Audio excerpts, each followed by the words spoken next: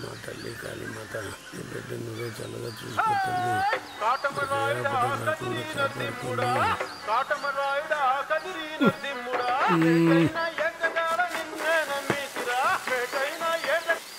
ఎవరదే? నేను కామాష్ని. చెప్పు కామాక్షి. ఏమైంది? ఏంటి ఏమైంది? అదే నా మనీ ఏమైంది? పొద్దున్న డబ్బులు పెట్టిలో పెట్టి పంపించేసానే.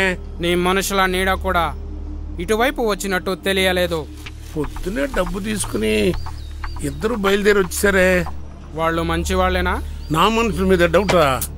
డబ్బులు చేతికి వస్తే ఎవరిని నమ్మలేం వీరభద్రం. నా మనుషులు ఇద్దరు కూడా అలాంటి వాళ్ళు కాదయ్యా. అందులోనూ రవి నా కోసం ఎన్నిసార్లు కత్తిపోట్లు తిన్నాడో తెలుసా? చాలో చాలో వీరభద్రం, నా మనీ ఏమైందని తెలుసుకోవడానికి ఫోన్ చేశాను, అంతేగాని నీ మనుషుల గురించి తెలుసుకోవడానికి కాదు. అర్థమైందా? నువ్వు చేసేది గంజాయి వ్యాపారం అయినా సరే, ప్రాస్టిట్యూషన్ అయినా సరే, నువ్వు డబ్బు అడిగిన ప్రతిసారి ఎందుకు ఏమిటి అని అడగకుండా డబ్బు తీసుకువచ్చి ఇచ్చాను. నాకు రావాల్సిన డబ్బు అడిగితే ఇంతలో ఇబ్బంది పెడుతున్నావు. ఇంకో 1 అవర్ నేను ఇక్కడే ఉంటాను. ఈలోగా నీ మనుషుల్ని డబ్బుతో ఇక్కడికి పంపు, లేదా నైట్ నువ్వే డబ్బులు తీసుకుని ఇక్కడికి రావాలి. ఓకే? ఓకే.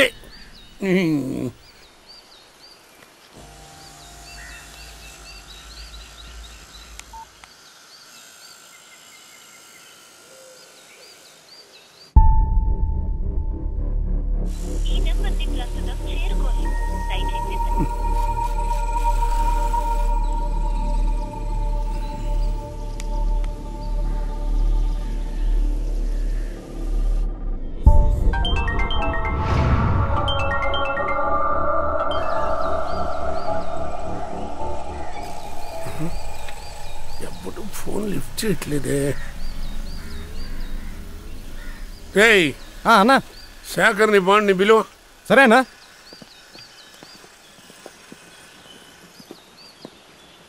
ఏమన్నా? ఏంటన్నా? మిమ్మల్ని ఒక ప్రశ్న అడుగుతాను, దానికి సరిగ్గా సమాధానం చెప్పండి. అడగనన్నా.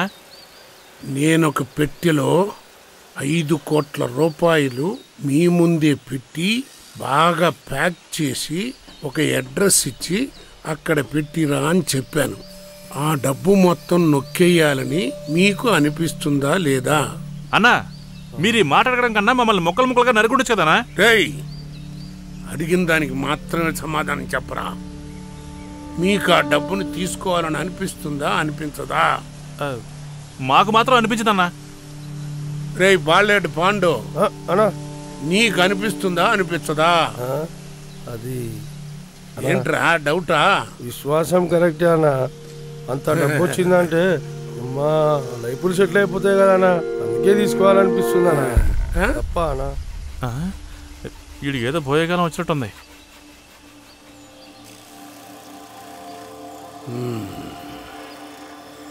రవి గోపిలకి ఏదైనా డబ్బు సమస్య ఉందా అన్నా? వాళ్ళని ఎలా చేసింది? మీరు ఊ అని ఒక్క మాట చెప్పండి అన్నా. వాళ్ళిద్దరు తలలు నరికి తీసుకొచ్చి మీ కాలు దగ్గర పడేస్తామన్నా. పిచ్చి కాదు. మీరిద్దరూ ఏం చేస్తారంటే, రవి గోపిల ఇళ్ళకి వెళ్ళి వాళ్ళిద్దరూ అక్కడే ఉన్నారా లేదా బయటికి వెళ్ళారా, వెళితే ఎప్పుడు వెళ్ళారు ఏంటి అని విచారించుకురండి. అక్కడ అంతా సరిగానే ఉందని మీకు అనిపిస్తే నేను మీకు అడ్రస్ ఇస్తా. అక్కడికి వెళ్ళి వాళ్ళిద్దరూ ఏమయ్యారో విచారించుకురండి. అర్థమైందా? అర్థమైందన్నా. ఆట మొదలయ్యింది.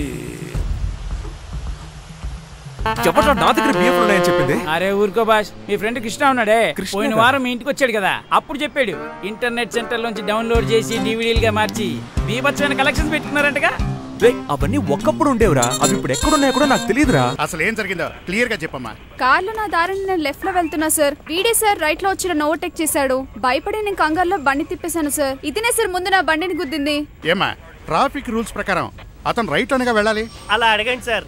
అలా అడిగినందుకే ఈ పిచ్చిది నన్ను ఎలా కొట్టిందో చూడండి సార్. ఏయ్, పిచ్చిది గిచ్చిది అన్నావంటే చెప్పు తెగుద్ది.